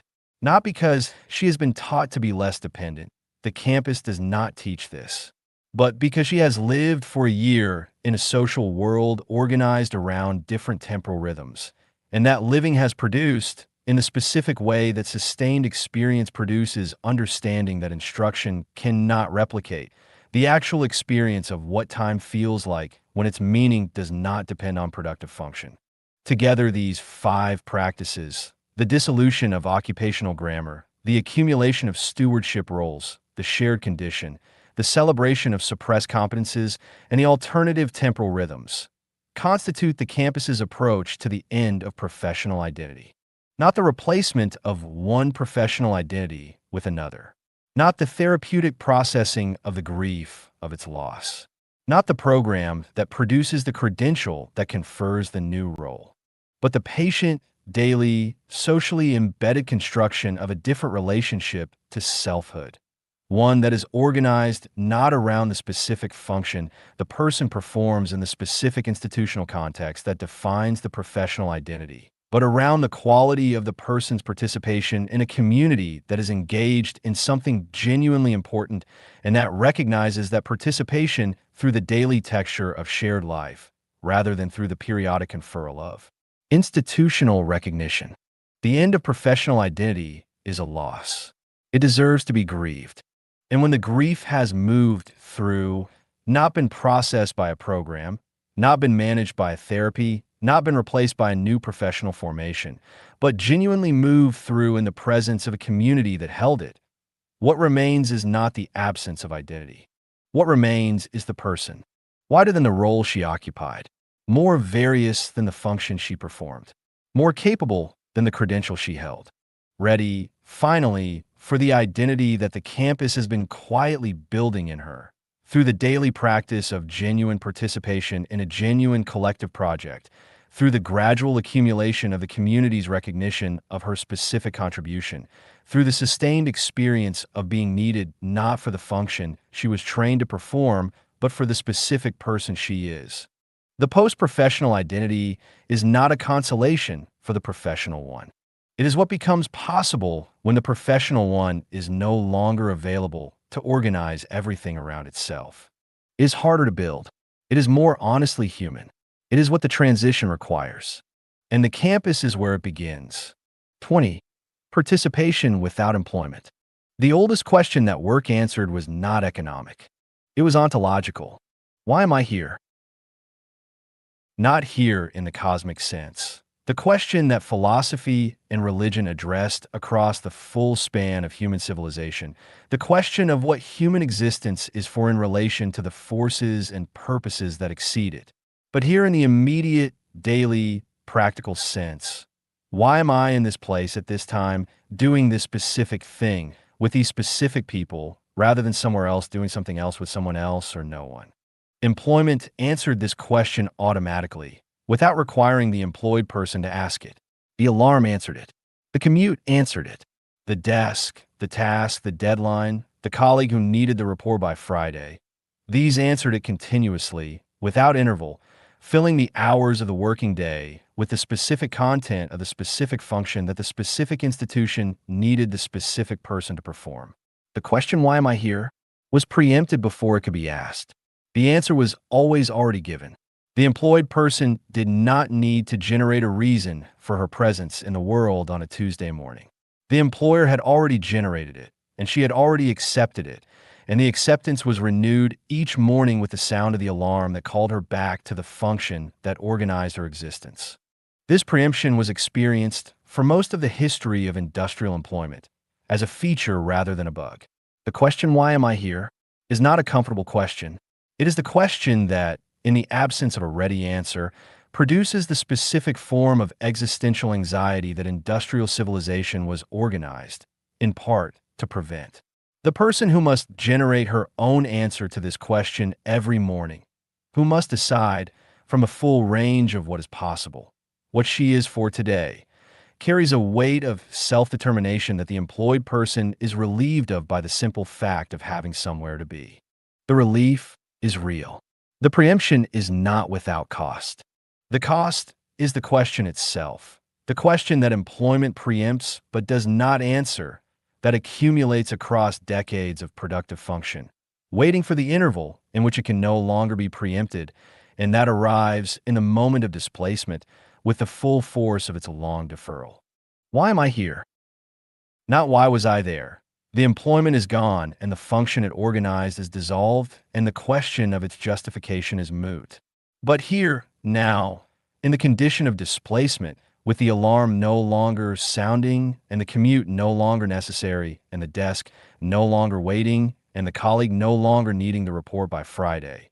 Here, in the sudden silence of the preemptive machinery shut down, why am I here? The transition campus is the first institution in the history of industrial civilization that has been explicitly designed to receive this question rather than preempt it, not to answer it. The campus does not answer the question, why am I here, for the person who arrives carrying it. The campus does not have an answer.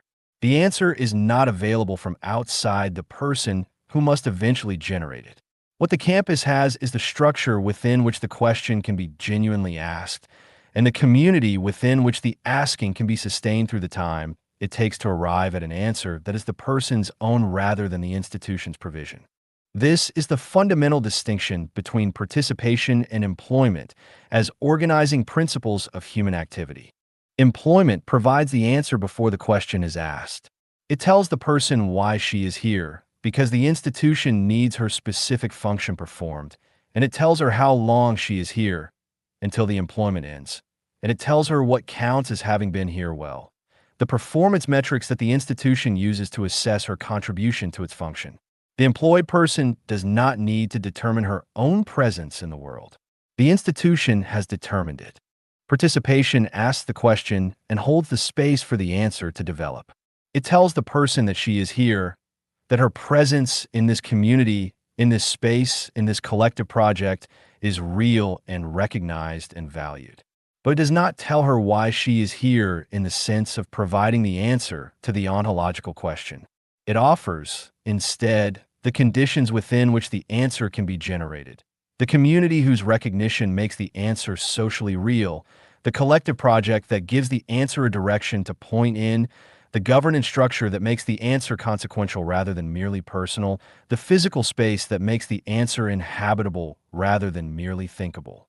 The distinction sounds philosophical. Its practical consequences are architectural. An institution organized around employment as its primary ordering principle designs itself around the function it needs performed. It specifies the roles, the tasks, the outputs, the performance criteria, and the accountability mechanisms before any specific person enters the institution. The person is recruited to fill a pre-specified space in a pre-specified structure. Her presence is explained by the institution's needs, and her value is measured by the quality of her fit with the specification. An institution organized around participation as its primary ordering principle designs itself around the conditions that make genuine participation possible. It does not specify roles before people arrive. It develops roles through the encounter between what the people who arrive bring with them and what the institution's collective life genuinely needs. The person is not recruited to fill a space. She arrives, and the community discovers, through the sustained encounter of her specific capacities with the community's genuine needs, what her specific contribution will be. Her presence is not explained by a pre-existing specification. It is explained by the ongoing relationship between what she brings and what the community needs. This is a harder institution to design and a more honest one. Harder to design because the absence of pre-specified roles means that the institution cannot know in advance what it will look like when populated, cannot specify the org chart before the people arrive, cannot predict the distribution of functions that the community will develop through the encounter of its members with each other and with its collective project. The institution designed around participation must be comfortable with the incompleteness of its own specification, must design the conditions for participation without specifying the content of it, must trust that the encounter of genuine people with genuine collective need will produce genuine roles without predetermining what those roles will be. More honest, because the pre-specified role, however carefully designed, is always a fiction about the person who will eventually fill it. A description of a function that the institution needs performed, mapped onto a human being whose actual capacities and interests and orientations may or may not align with the mapping in the ways the specification assumed. The employment relationship is organized, at its foundation, around this fiction. The pretense that the person in the role are aligned closely enough that the person's presence in the role is genuinely her own contribution rather than the institution's requirement dressed in the specific texture of her individual performance. The participation relationship does not require this fiction. It does not pretend that the community knew what the person's contribution would be before she arrived.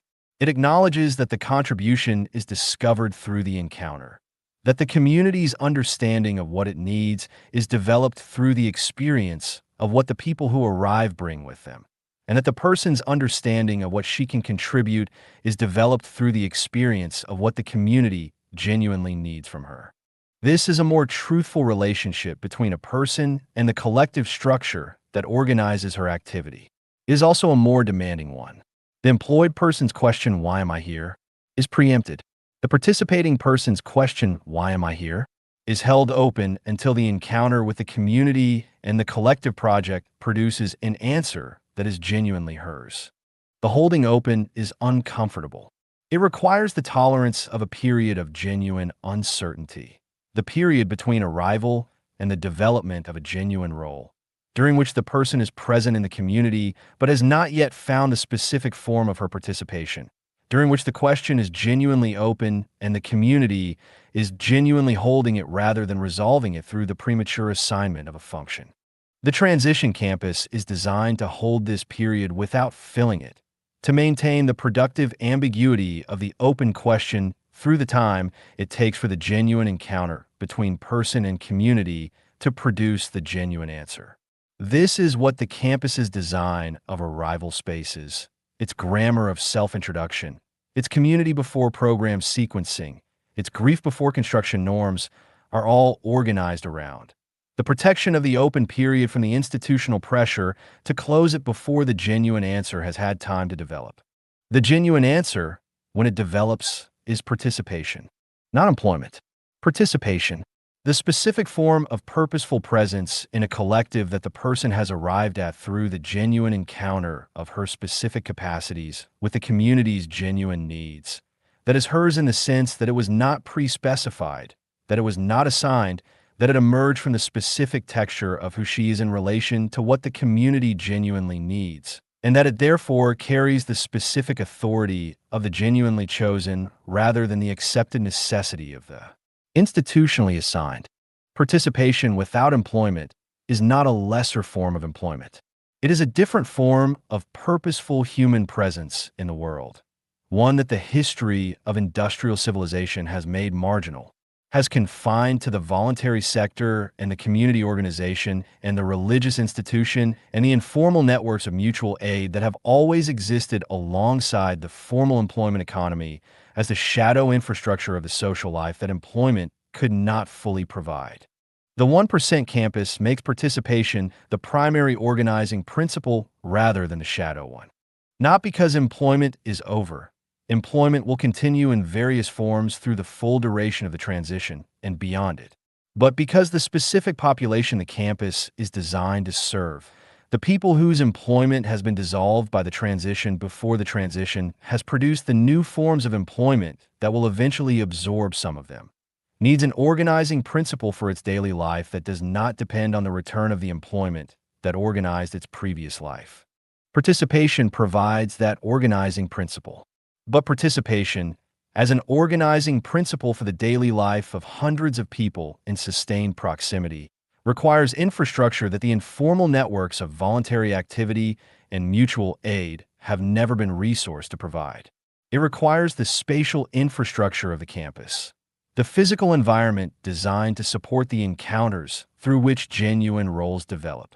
It requires the governance infrastructure of the dream validation process, the collective mechanism through which the community's genuine needs are identified and the community's genuine capacities are directed toward them.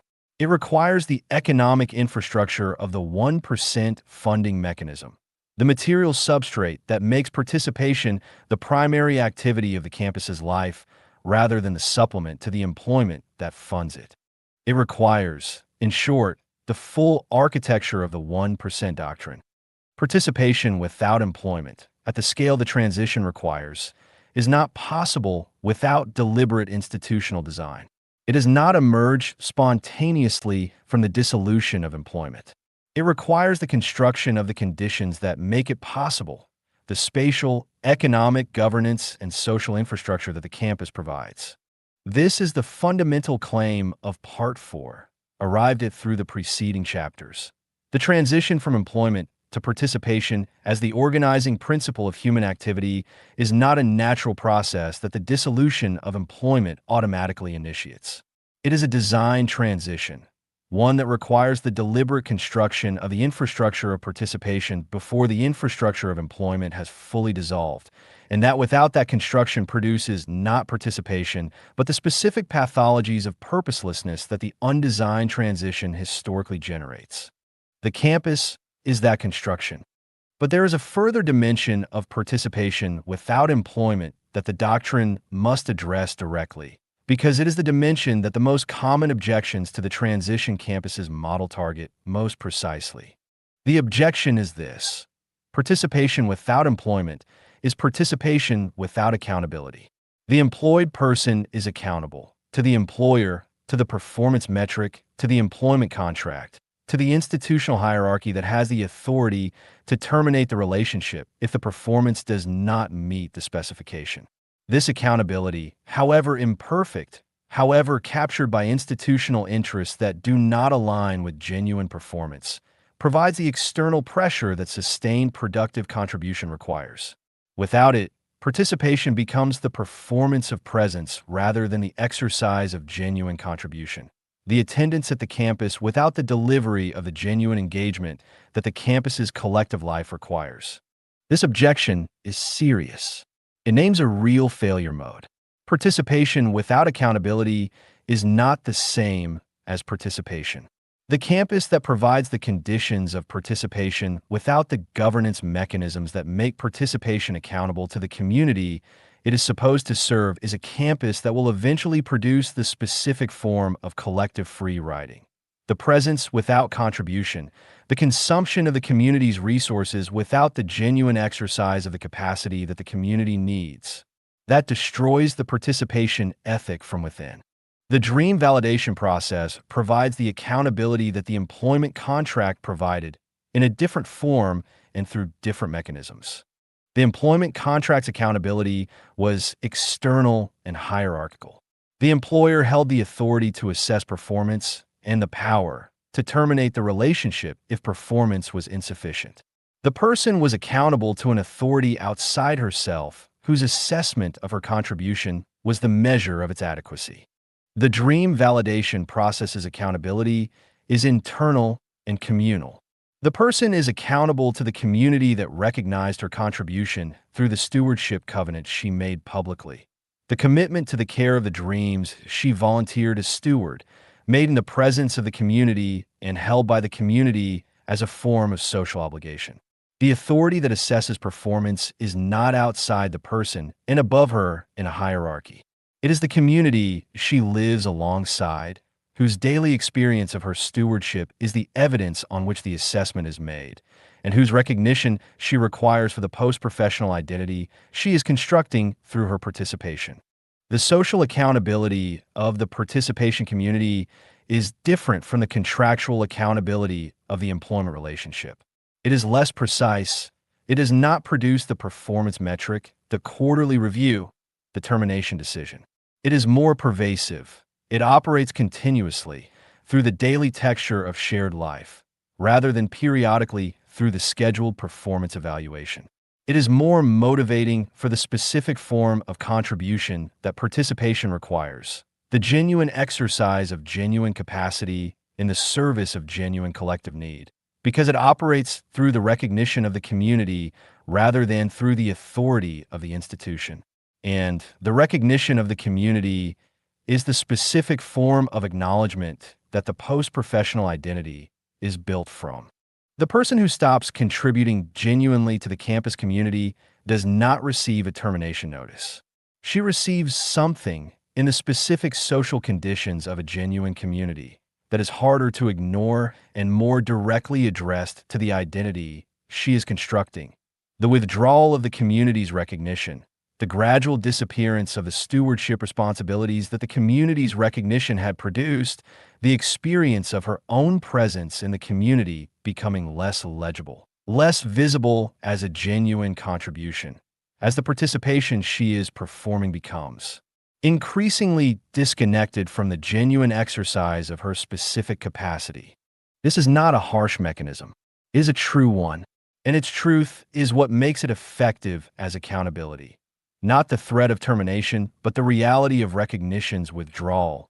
Not the fear of external judgment, but the experience of one's own participation becoming less real in the eyes of the community whose recognition makes participation real. The campus does not punish non-contribution. It simply does not pretend that non-contribution is contribution. The community that lives alongside the person who is present without contributing knows that she is present without contributing. The social reality of that knowledge, experienced daily in the small interactions that constitute community life, is the accountability that participation without employment requires. This is a gentler accountability than the employment contract provides. It is not without consequence. Its consequences are real in the specific currency that participation accountability operates in, the currency of social recognition, of communal visibility, of the post-professional identity that requires the community's ongoing acknowledgement to remain coherent. For the person who needs that identity, who has arrived at the campus in the displacement that dissolve her professional identity and who is constructing, through her participation in the campus's collective life, the post-professional identity that will organize her existence in the transition. The withdrawal of the community's recognition is a consequence of genuine weight. Weight sufficient to sustain the participation that the community requires. Weight sufficient to make the question, "Why am I here?" answerable not once, but continuously, through the ongoing exercise of genuine capacity in the service of genuine collective need, recognized daily by the community that her participation serves. Why am I here? Because the community needs what I know how to do. Because the dream I'm stewarding requires my ongoing care. Because the campus's collective life is genuinely different by virtue of my genuine presence in it. Because I have chosen this, not been assigned to it, not been hired for it, not been recruited to fill a pre-specified space in a pre-specified structure, but genuinely chosen it through the encounter of my specific self with this specific community's specific needs. Because the answer to the question is mine, generated through the participation that the campus made possible. held by the community that recognizes it, sustained by the ongoing exercise of the genuine contribution that earned the recognition. That is participation without employment, not the lesser version of what employment provided, not the consolation for its loss, not the waiting room for its eventual return. The different thing. The thing organized around the genuine question rather than its preemption. The thing that requires the question to be genuinely asked and genuinely answered before the organizing can begin. The thing that is harder to sustain and more worth sustaining. The thing that industrial civilization made marginal and that the transition is making necessary. The thing that begins for the people who are living through the transition in a specific place where the community is genuine and the collective project is real and the dream catcher at the center is waiting for what they will propose. The campus is that place. Participation is what happens there. Employment is what was lost. And what is being built, slowly, genuinely, in the daily texture of shared life organized around something worth building, is not its restoration. It is its succession. The circus survives on reaction. It feeds on outrage, applause, ridicule, belief. It does not care what you think, only that you respond.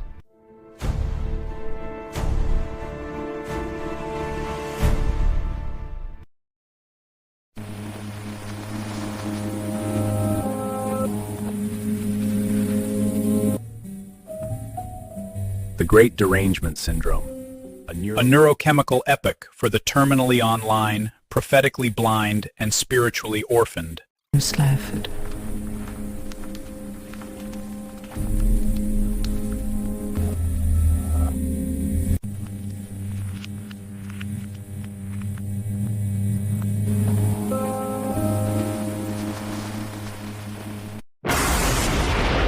The Art of Peace. Tactics for the Unarmed and Unrolled. A field manual for those who weaponize stillness and decode conflict into clarity. Peace isn't surrender, it's system mastery. In an age where every algorithm trains us to react, peace becomes the final rebellion. This isn't a pacifist pamphlet, it's a field manual for the lucid, the unrolled, and the still awake. The Art of Peace reinterprets strategy as serenity, resistance as rhythm, and silence as a form of intelligence. We make peace with the same precision they make war. Pirate first. Share. Here's a poetic and philosophical table of contents for the Art of Peace, structured as a mirror to the art of war, yet derived from its bones, rewritten for a civilization learning to wield harmony with the same precision as conflict. Bolivar, the bankster's liberator. A forbidden history of Simon Bolivar and the invention of modern servitude. MXDM, the banker's liberator, the debt that called itself freedom. 2 centuries after his bones were dug up for the cameras, Bolivar still owes the world an explanation.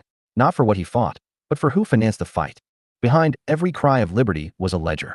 Behind every revolution, a banker counting bayonets as assets. And behind the marble hero they sold us, a man broken by Parisian debts, refitted by London credit, and embalmed in interest. The republics that rose in his name were plantations reborn as portfolios. The chains became contracts. The whip, an exchange rate. Freedom, our first and most seductive loan. They called him the liberator. History may yet remember him as the world's first collateralized saint. Hashtag pirate first, hashtag Bolivar, hashtag forbidden history, hashtag debt is empire, hashtag financial colonialism, hashtag the banker's liberator, hashtag history is ledger, hashtag post-empire chronicles, hashtag Parada Primera.